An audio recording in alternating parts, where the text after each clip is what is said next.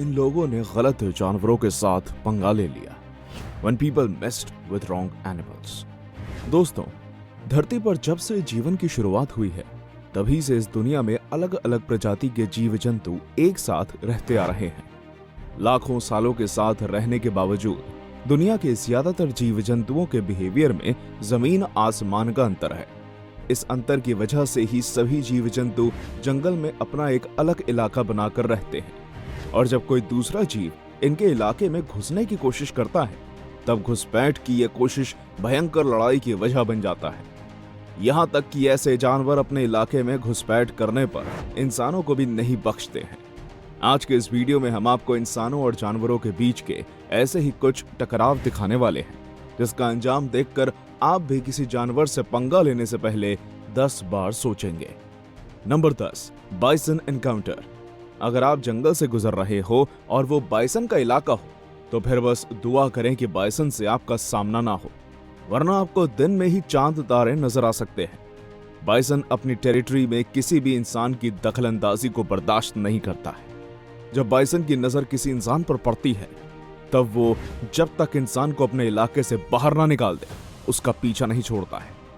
Bison encounter से बचने का एकमात्र तरीका यह है कि जब आपके पास से बाइसन का झुंड गुजर रहा हो, तो आपको अपनी जगह पर रुककर बिल्कुल ही शांत हो जाना है।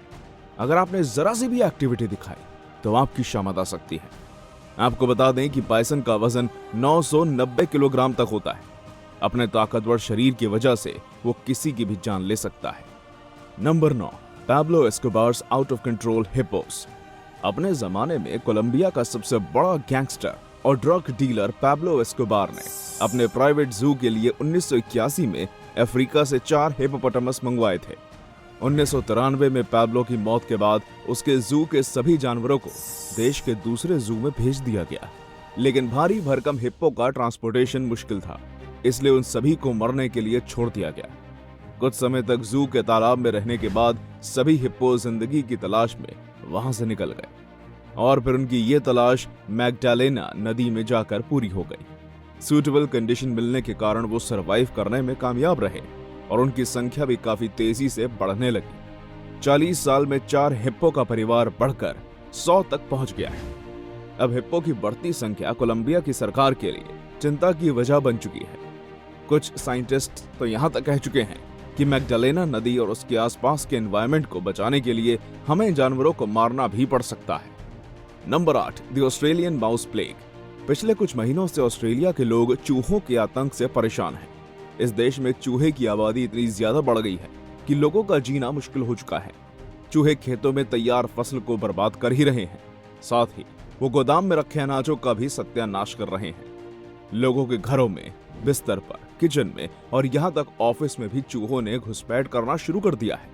आमतौर पर चूहे 6 हफ्तों की उम्र से ही प्रजनन करना शुरू कर देते हैं, और फिर हर 19 से 21 दिन पर चूहे 6 से 10 बच्चे को जन्म देते हैं।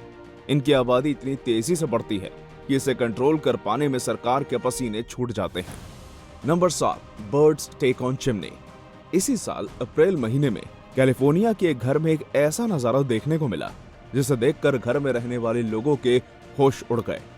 सैकड़ों पक्षियों का झुंड अचानक से इस घर के छत पे लगे चिमनी के रास्ते घर के अंदर घुसने लगा।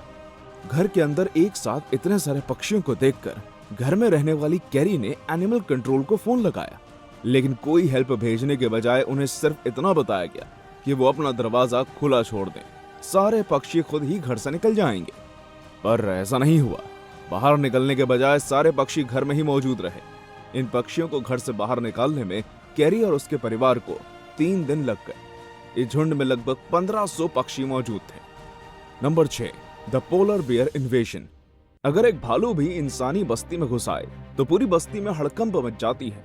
तो फिर जरा सोचिए उस बस्ती के लोगों का हाल क्या होगा जिनके गांव में 50 से ज्यादा भालू घुसपैठ करते हों। रूस के गांव में अचानक से ही भालुओं का झुंड आने लगा, और फिर देखते ही देखते उनकी संख्या बढ़कर 50 से ज्यादा हो गई। ये सभी भालू इंसानी बस्ती में खाने की तलाश में आए थे, और जब इन्हें आसानी से खाना मिलने लगा तो फिर इन सभी ने इसी बस्ती के आसपास अपना बसेरा बना लिया।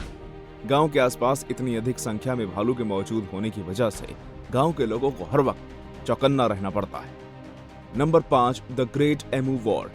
आपको जानकर हैरानी होगी कि हम इंसान जानवरों के साथ टकराव में इतना आगे बढ़ चुके हैं कि इंसानों और पक्षियों के बीच एक युद्ध भी हो चुका है। इंसानों और पक्षियों के बीच की लड़ाई 1932 में ऑस्ट्रेलिया में लड़ी गई थी। ऑस्ट्रेलिया में एमू पक्षी की संख्या काफी ज्यादा बढ़ चुकी थी और ये फसलों को बर्बाद कर रही थी। एमू को खत्म करने के लिए मेजर जनरल मेरेडिथ ने नेतृत्व में मशीन गन के साथ सैनिकों की टीम भेजी गई, लेकिन इस टीम को जरा भी अंदाजा नहीं था कि दुनिया की दूसरी सबसे बड़ी पक्षी बिना किसी हथियार के इंसानों को हरा देगी। एमू को मारने का ये अभियान कई दिनों तक चलता रहा, लेकिन इंसानों को कामयाबी नहीं मिली। हमले को देखकर एमू अलग अलग ग्रुप में बंट गए और ऑस्ट्रेलियन आर्मी को छकाते रहे। कई दिनों तक चले इस युद्ध के अंत में ऑस्ट्रेलियन आर्मी को युद्ध मैदान छोड़कर वापस जाना पड़ा और इस तरह से एमू वॉर में ऑस्ट्रेलियन आर्मी को पक्षियों के हाथों शर्मनाक हार झेलनी पड़ी। Number 4, monkeys sharpening stone. हमारे पूर्वजों ने औजार के रूप में सबसे पहले पत्थरों का ही उपयोग शुरू किया था और लगता है कि हमारे पूर्वजों की ये काबिलियत हमारे दूर के पूर्वज यानी बंदरों में भी पाई जाती है। ये वीडियो चीन के एक जू की है, जहां एक बंदर को शीशे के पिंजरे में कैद करके रखा गया था। एक दिन इस चालाक बंदर ने पिंजरा तोड़कर भागने का फैसला किया और पास में ही मौजूद एक पत्थर उठाकर शीशे पर वार करने लगा।